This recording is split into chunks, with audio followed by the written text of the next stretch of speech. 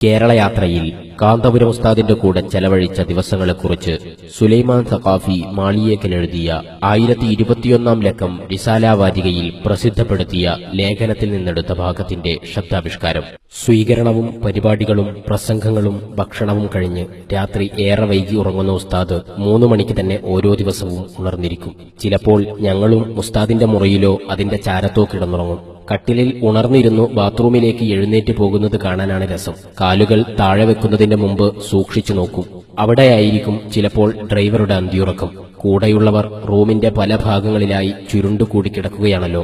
ഞങ്ങളെ ആരെയും ഉണർത്താതെ ബാത്റൂമിലേക്ക് പോകാനുള്ള ശ്രമമാണ് ഉസ്താദ് നടത്തുന്നത്.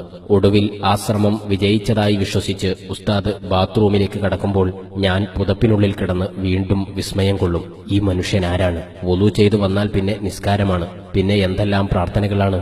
കേരളയാത്രയിൽ ഉസ്താദിന്റെ വാഹനവ്യൂഹത്തിന്റെ ഇരുവശങ്ങളിലും ജനങ്ങൾ തിങ്ങിക്കൂടി നിൽക്കുന്നു. ഉസ്താദിനെ ഒന്ന് കാണാനാണ്. തിരക്ക് വർദ്ധിക്കുമ്പോൾ ഞാൻ ഉസ്താദിനോട് പറയും, ഒന്ന് പുറത്തേക്ക് കൈവീശണം. അപ്പോൾ സ്വലാത്തിന്റെ ഏടിൽ നിന്ന് തല ഉയർത്തി പുറത്തേക്ക് നോക്കി പുഞ്ചിരിക്കും, കൈവീശും. വീണ്ടും പ്രാർത്ഥനയുടെ ഏടിലേക്ക് മടങ്ങും. യാത്രയിലുടനീളം ഇത് തുടർന്നു. ഒരു ഏടും മാലയുമാണോ ഈ മനുഷ്യന്റെ ജീവിതം? ഞാൻ പലപ്പോഴും വിസ്മയപ്പെടുമായിരുന്നു. 15 ദിവസം ഞാൻ ഉസ്താദിന്റെ കൂടെ വണ്ടിയിൽ യാത്ര ചെയ്തു. ഒരുപക്ഷെ മാല അല്ലെങ്കിൽ ഏട് ഇല്ലാത്ത ഒരു നേരവും ഞാൻ കണ്ടിട്ടില്ല.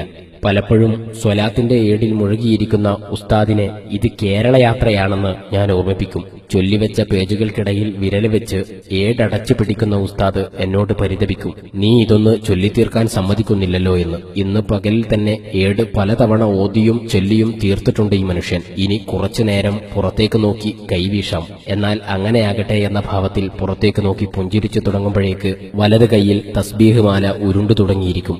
യാത്രകളിൽ പലപ്പോഴും വെള്ളിയാഴ്ച ഓതേണ്ട അൽകഹഫോ സ്വലാത്തോ ചെല്ലാൻ കഴിയാറില്ല. സമയക്കുറവ് തന്നെ കാരണം. പക്ഷേ കേരളയാത്രയിൽ എനിക്കത് തിരുത്തേണ്ടി വന്നു. വെള്ളിയാഴ്ച ജുമഅ വരെ ഉസ്താദ് അൽകഹഫിലും സ്വലാത്തിലുമായിരിക്കും. അത് കടമയ്ക്ക് വേണ്ടി ഓതിത്തീർക്കുകയല്ല, പല തവണകളായി ഉസ്താദ് അത് നിർവഹിക്കും. പലപ്പോഴും സ്വലാത്തിൽ ഈ മനുഷ്യൻ ലയിച്ചിരിക്കുന്നത് കണ്ട് ഞാൻ അത്ഭുതപ്പെട്ടു പോയിട്ടുണ്ട്. ഈ മഹാമനുഷ്യ ആരാണ്? ഒരു കാര്യം ഉറപ്പാണ്, തന്റെ തിരക്ക് പിടിച്ച ജീവിതത്തിൽ ഉസ്താദ് ഒന്നും വിട്ടുപോകുന്നില്ല. സുന്നത്തുകൾ, വെർദുകൾ, ദിക്റുകൾ, സ്വലാത്തുകൾ, പ്രാർത്ഥനകൾ എല്ലാം സമയത്തിന് മുറ പോലെ നടക്കുന്നു, കൃത്യമായി. നമ്മളൊക്കെ സമയമില്ലെന്ന് പറഞ്ഞ് പല കാര്യങ്ങളിൽ നിന്നും മാറി നിൽക്കുന്നത് ഒളിച്ചോട്ടമാണ്, ഒരു ഒഴിഞ്ഞുമാറ്റമാണ്. ഉസ്താദിന് എല്ലാറ്റിനും ഇഷ്ടം പോലെ സമയമുണ്ടല്ലോ. അല്ലാഹുവിന്റെ ഖജനാവിന്റെ അനന്തതയിൽ നിന്ന് അനുഗ്രഹിച്ചു കിട്ടിയ സമയം.